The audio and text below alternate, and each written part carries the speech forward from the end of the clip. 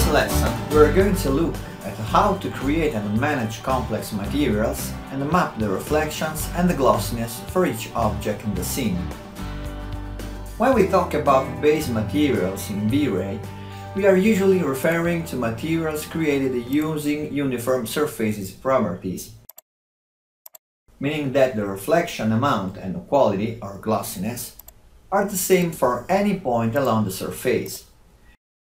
This happens when we use a single color in this box to control the reflection and when we use a fixed glossiness value such as 0.8. This means that the reflection will be defined by this color at every point along the surface, and all the points will have the same glossiness value, 0.8 in this case.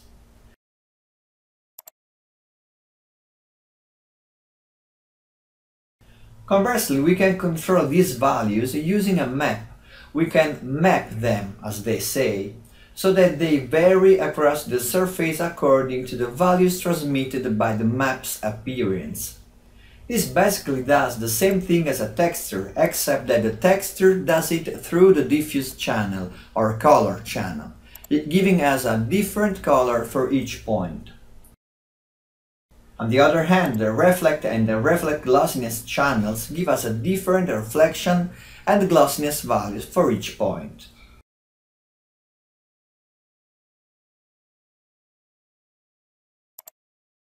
Naturally, a material with all three channels mapped looks more realistic than one without any maps. That's because models being equal, maps increase the perceived detail and consequently also the level of realism in the simulation. That doesn't mean you need to map all the objects like this in order to achieve greater realism. This procedure takes time and not all materials necessarily have these characteristics. Glossy plastic, for instance, has a uniform reflection. It's very common to find texture libraries that provide a diffuse texture accompanied by one or more texture for the other channels. Personally, I use the same map in both the reflections and the glossiness channels. For simplicity's sake, I'll do the same in this lesson as well. To understand how it works, let's create a natural wood material. So I assign the texture wood good to the diffuse channel. I tick the Fresnel checkbox since wood has a Fresnel refraction, and I assign the same map wood good ref to the two channels, reflection and glossiness.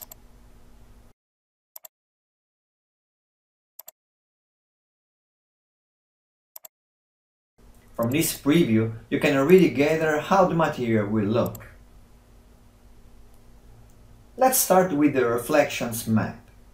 When this box is set to 100, any value we assign to the reflection box won't be regarded.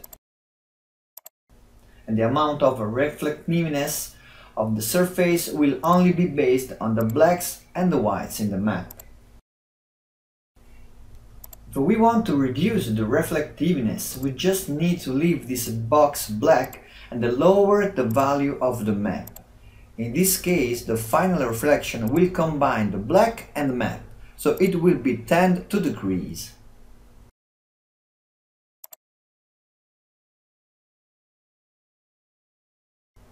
If, on the other hand, we want to increase the reflectiveness we obtain using just the map, we set the box to white and, just like before, we lower the value of the map.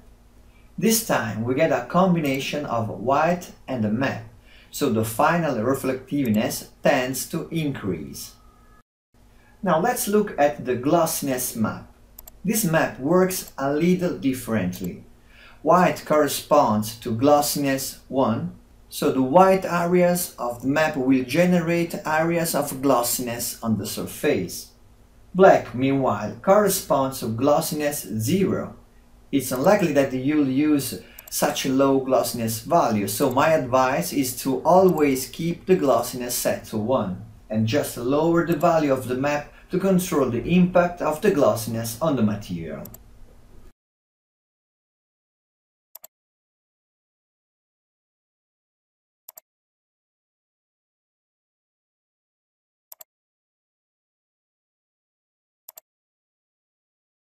A lot obviously depends on the maps you have available, so for this reason when we create complex materials we always carry out several tests to find the right combination.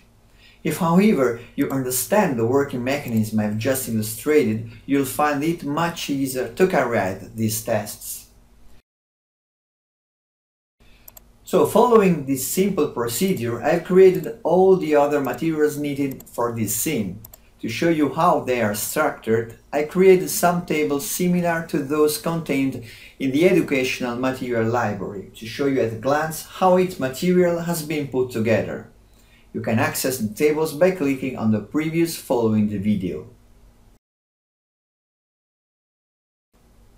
Once all the materials have been completed, we can create a library and save it so that we can use them again in other scenes.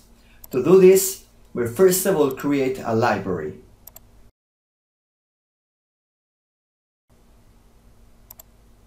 Then we select the material and click on Put to Library and choose Dark Living to add this material to the new library. So we add them all.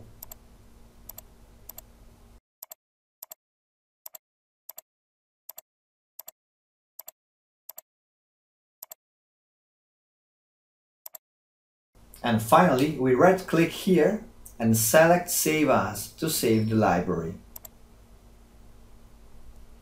When you create and save materials using the 5SRW method, remember never to increase the glossiness of this value.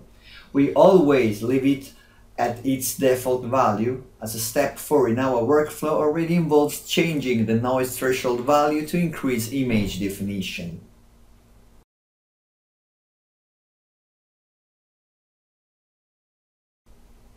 Good. So I've assigned all the materials to our scene, and this is the render we get, with the noise threshold set to 0.05. You'll notice that this produces a grain image, but at the same time it also makes processing extremely fast.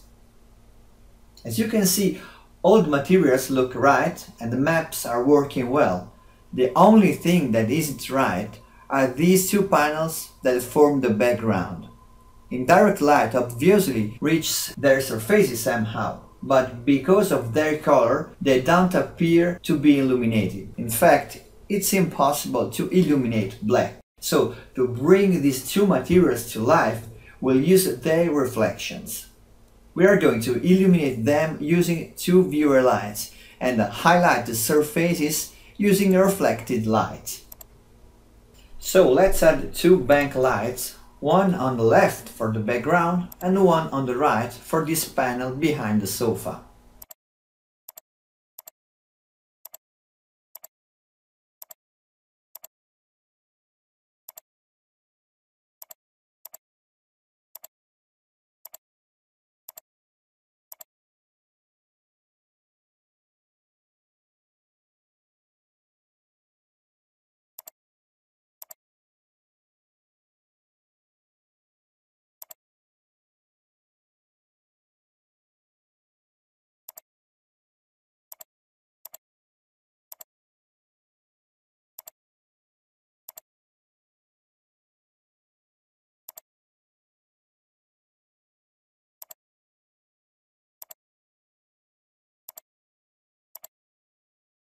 Positioning them outside of the frame and so that their reflections are visible from the camera's position. Remember that the angle of incidence of reflections works exactly like a ball bouncing on a billiard table, just as we saw in lesson 12. The intensity of the other lights in the scene, the primary light source and the secondary ones, ranges from 50 to 1000 watts. Based on the 3x3 rule we saw in the previous lesson, this will provide the scene with the required level of illumination. In this case, however, we won't be using these lights to illuminate, but just to create reflections, so they mustn't affect the light balance we created in step 2. So they'll either have a very low intensity setting or will face another direction. Let's turn off all the lights and just work with the reflections on these surfaces.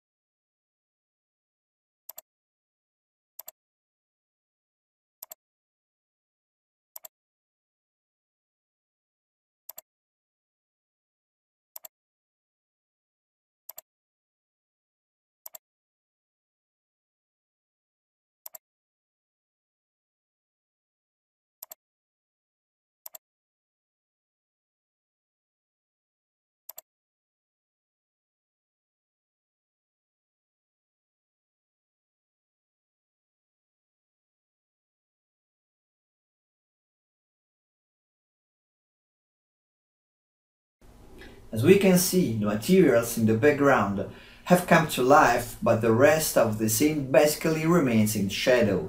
Although the sofa reflects and appears to be illuminated, their pixel value is actually still very low. This ensures that the light balance we created earlier is completely isolated from these other lights, given that they are affecting different areas or are at completely different levels of intensity and only help to create reflections.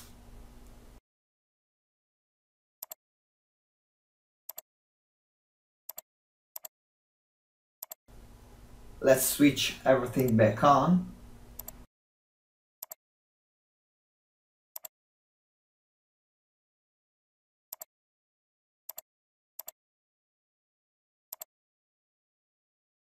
And here we have our render with all its materials. To finish off the lesson, let's place a carpet under the coffee table. We already spoke about how to create a carpet in the lesson 20, but now I want to show you a very quick and a simple method placing a ready-made proxy object in the scene. You just need to have a proxy file available and add it to the scene following this simple procedure. In Create, we select vray from the drop-down menu and we click on vray proxy. The mouse pointer now turns into a little cross. We click on a point in the scene where we want to add our proxy.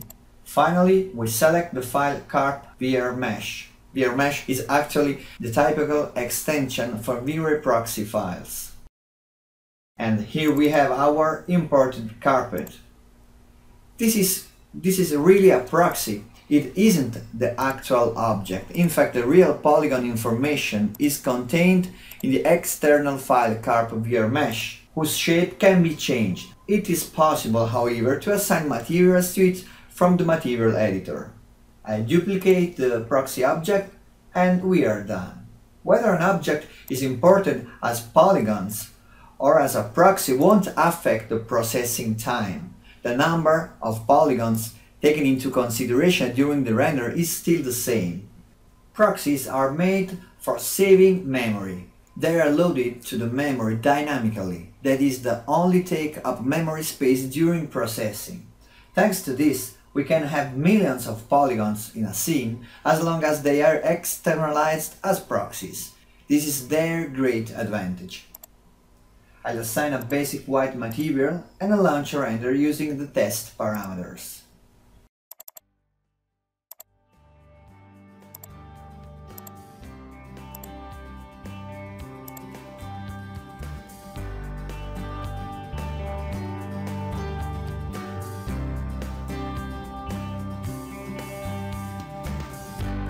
And this is the result. Next lesson, we look at the final rendering and how to manage post-production using render elements.